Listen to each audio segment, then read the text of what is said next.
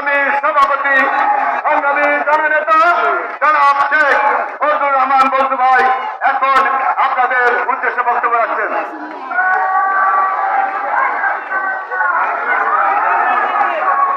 BNP জামাতের নৈরাজ্যের বিরুদ্ধে শান্তির সমাবেশ।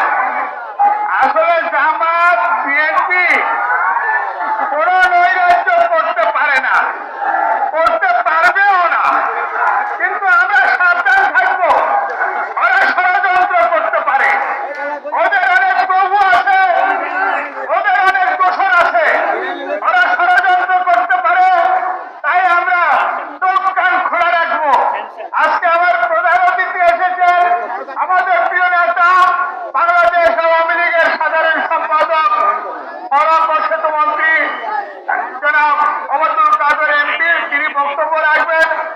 এই সার্বিক এই ব্যবস্থাপনা করেছেন আমাদের প্রিয় নেতা বীর মুক্তিযোদ্ধা বস্ত্র ও পাক মন্ত্রী বাংলাদেশ আওয়ামী লীগের প্রেসিডেন্টের অন্যতম সদস্য অ্যাডভোকেট জাহাঙ্গীর কবির নানক এবং এই অনুষ্ঠানটি প্রধান বক্তা আমাদের প্রিয় নেতা বিজিএম এর নবনির্বাচিত সভাপতি ঢাকা মহানগর আওয়ামী লীগের সাধারণ সম্পাদক এস এম মান্নান ফকির সহ আমাদের জাতীয় নেতৃবৃন্দ নগর নেতৃবৃন্দ যারা বক্তব্য দিয়েছেন এবং দীর্ঘ সময় যারা উপস্থিত হয়ে এই বক্তৃতা শুনেছেন।